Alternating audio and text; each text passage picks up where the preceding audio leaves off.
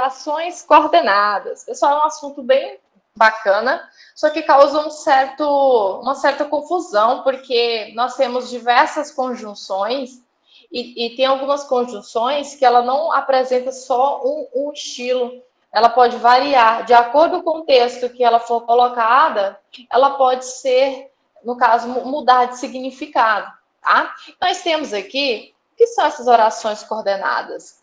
Nós temos, primeiramente, as orações assindéticas e as sindéticas.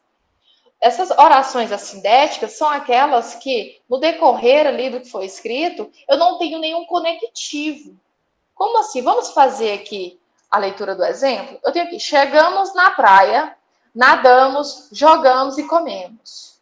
Eu tenho uma ação acontecendo, sendo separada por vírgulas, e ela está acontecendo aqui, e eu não tenho nenhum conectivo, eu não conecto essa ação uma com a outra, só apenas dou sequência. Então, as orações assindéticas, elas não apresentam conjunções. Conjunções são palavras que vai ligar uma oração à outra. Algo que, vai conectar algo que foi dito anteriormente com algo que foi dito posteriormente. Eu tenho aqui orações sindéticas. As orações sindéticas, elas irão sim apresentar um período composto, tá? E nesse período composto, eu vou ter as conjunções e as locuções. Fui colocar ele para dentro. Então, pessoal, como eu estava dizendo aqui, as orações sindéticas, elas vão apresentar conjunções, tá? E essas conjunções, elas vão conectar as frases e vão trazer alguns sentidos. Por exemplo, eu tenho o sentido de adição, que vão ser as orações coordenadas aditivas. Eu tenho as adversativas, eu tenho as alternativas, conclusivas e explicativas. E o bacana, pessoal, é que são 5. Só que cada uma delas vai trazer uma série de palavrinhas, de conectivos, e não tem uma outra saída a não ser falar para vocês se vocês têm que decorar. E a gente só decora estudando, lendo e fazendo exercícios. Quem tem Spotify, procura o áudio do Elias Santana sobre conjunções. E aí você pode colocar em looping enquanto você estiver arrumando sua casa, dando de carro, fazendo o que for, que aí você vai decorando, tá bom? É só uma dica. Eu trouxe aqui para vocês quais são essas conjunções. Eu tenho aqui a conjunção que traz sentido aditivo, que é o e, o nem, o não só, mas também. Presta bastante atenção, porque se esse mas aqui estiver sozinho, cuidado, que ele pode estar trazendo outro sentido. E para ser adição, na maioria das vezes, tem que ter esse também junto, tá bom? Então, muito cuidado. Esse aqui é uma conjunção que pode trazer vários sentidos, e é aí que o examinador vai querer brincar com você. Adição, o como ou o ou, tá? Aí você, como ou. Então, você pode me perguntar assim, professora, mas o ou aqui vai entrar na alternância, pessoal. Eu digo para vocês que depende da forma como o examinador vai trabalhar com vocês, tá? Vou trazer alguns exemplos, vocês vão entender melhor. Eu tenho aqui alternativa e alternância. Eu tenho eu tenho ou isso ou aquilo. Ou então, eu tenho aqui, ou você faz isso, ou você faz aquilo.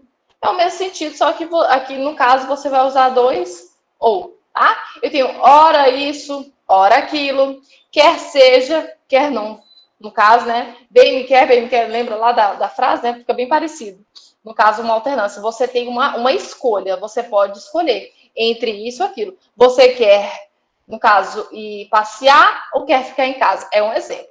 Seja isso ou seja aquilo. Então, eu tenho uma ideia de alternância, porque eu posso alternar. E, na maioria das vezes, eu vou sentir um sentido de opções. Eu trago opções ali para vocês.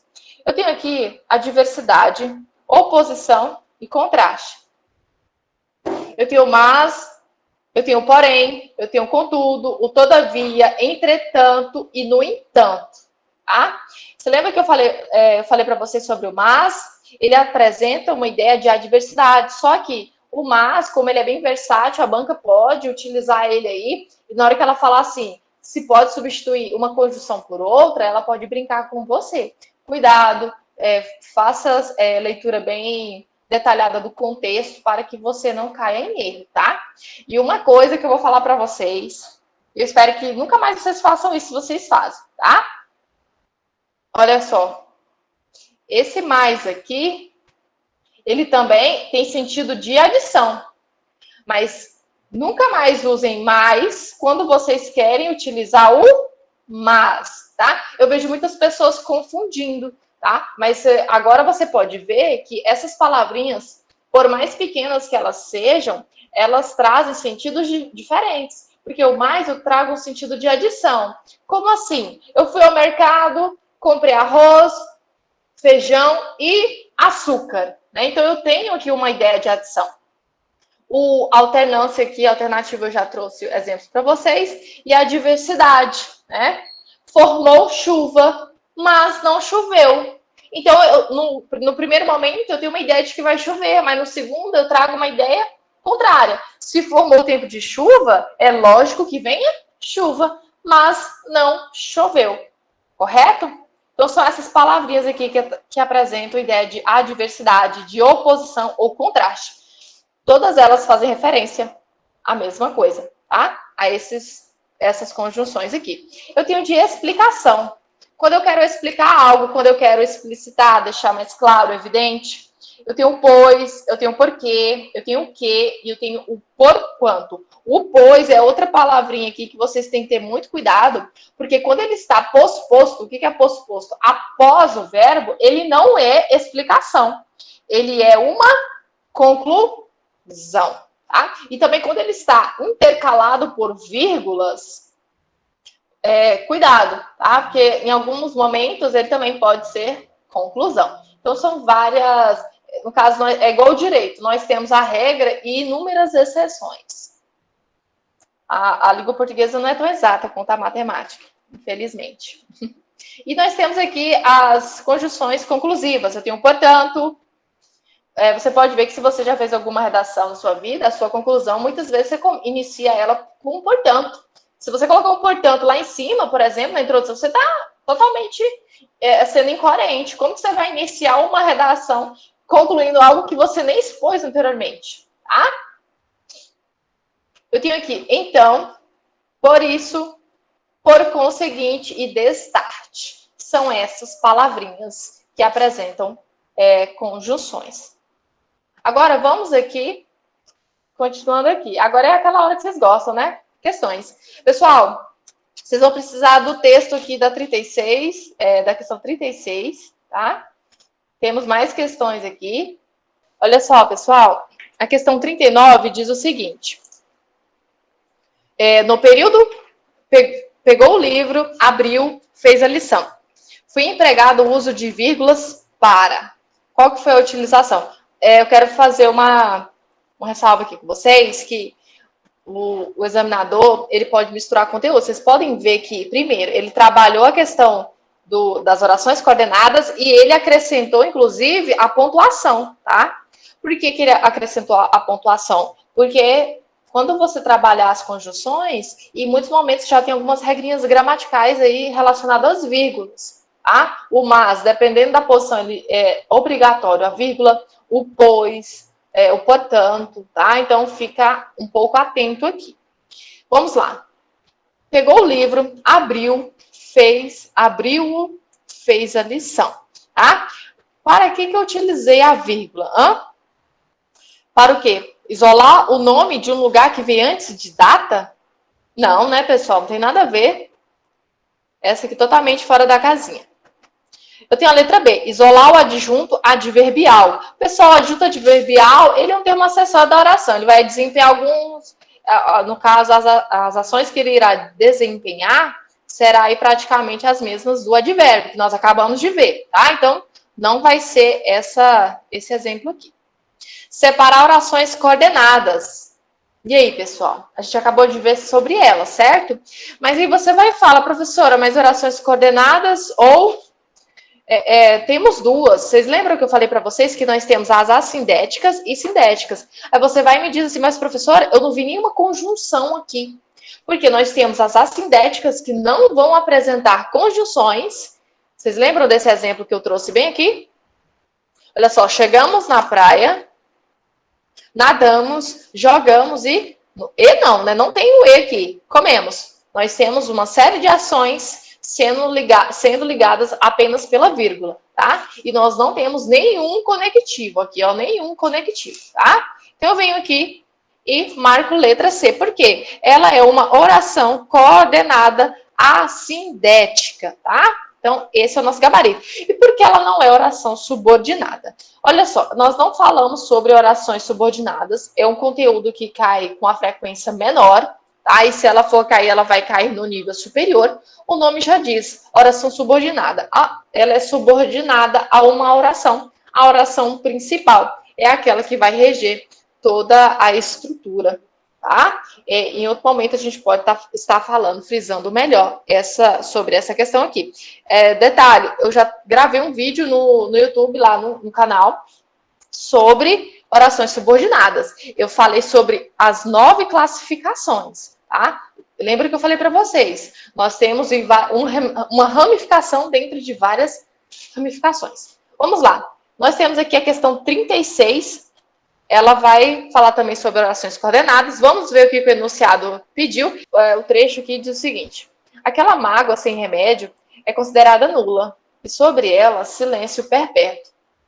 Extinto por lei todo remorso. Maldito seja quem olhar para trás.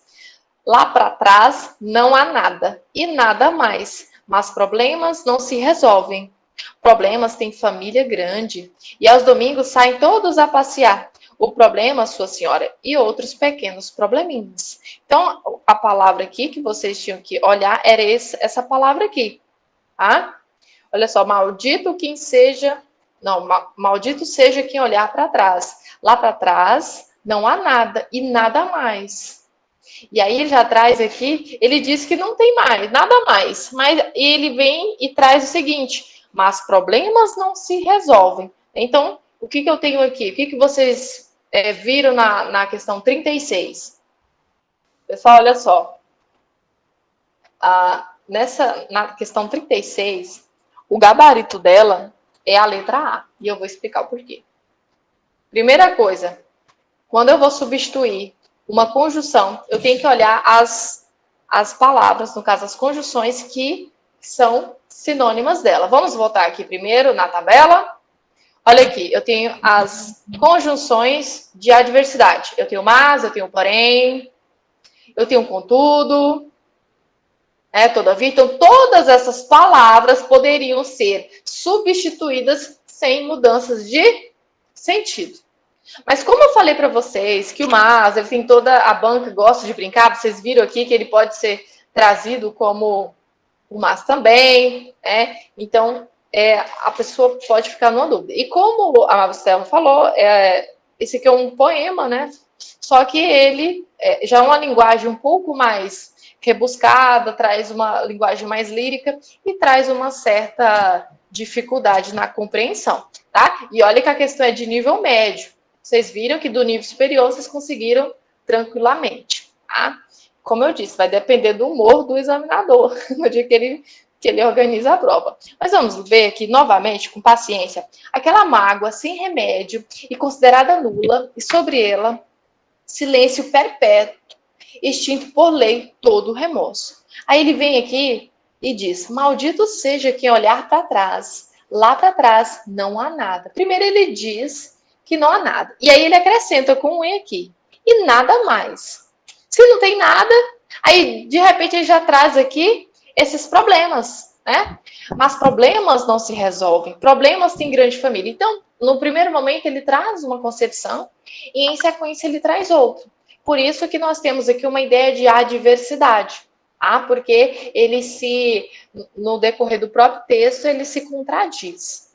Então, é por isso que ele usou esse marcador aí, adversativo. E nossa questão aqui é a letra A. Pode ser substituído por porém. Qualquer daquelas palavras que estão nessa tabela aqui poderia ser substituída. Qualquer uma, tá? A questão aqui depende mais da estética. do que o autor quis trabalhar, mas qualquer uma delas poderia ser substituída sem problemas. Então aqui não pode ser letra C. O mais não pode ser porque o mais ele tem sentido o quê? De soma, de adição. E o portanto ele é conclusivo e aqui ele não quis concluir. Ele estava ali se contradizendo, ele estava, né, trazendo reflexões e aí ele achou por bem utilizar o mais para marcar essa passagem. Então vamos lá, questão número 34. Considere a frase, mas problemas não se resolvem. Os termos grifados são respectivamente. Eu tenho o mas e o se. No caso aqui, eu não trouxe o texto, mas não precisava, porque eu não queria saber qual a classificação da conjunção. Eu não queria saber se ela era adversativa, se ela estava trabalhando no sentido aditivo, se era uma pegadinha do examinador, não. Eu só queria saber o que ela é. E nós acabamos de ver que o mas, ela está aqui dentro das conjunções. Então, quais alternativas que apresentam conjunções na primeira? Eu tenho aqui a letra A, que traz conjunção, e a letra B, que também traz conjunção. Aqui eu tenho um pronome, mas o mas não é um pronome, então eu já descarto.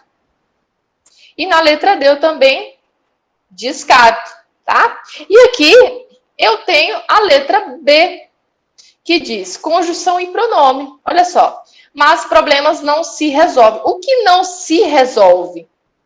Os problemas. Ele está fazendo referência a algo aqui que foi trabalhado anteriormente, tá? Então, nós estamos falando de um pronome. Professora, a senhora não falou de pronome, é porque a banca, ela trabalha assim. Ela não focou em uma questão exatamente só com o pronome. Ela trabalha intercalando, tá? Então, eu vejo mais frequência de coordenadas, e aí, para que ela possa dificultar, ela vai lá e traz outras opções. Então, nós temos aqui o pronome, tá? O se. E em outros momentos, seria interessante, pessoal, e ter cuidado, por quê? Porque ela poderia colocar como uma conjunção, devido aí, o se trazer uma ideia de... Como que é, gente? Esqueci. Condição, né? Se você fizer isso, eu faço aquilo. Só que nesse caso aqui, não foi isso que foi apresentado, tá? Então, olha só, quem vê o se e já pensa assim, é condição. No caso, eu já olho ali e penso assim, é condição. Quando eu digo, se você for, eu também vou. Se você me entregar isso, eu faço. Mas não foi esse sentido. Ah, então, cuidado. Nesse caso aqui, nós temos aqui letra B, conjunção e pronome, certo?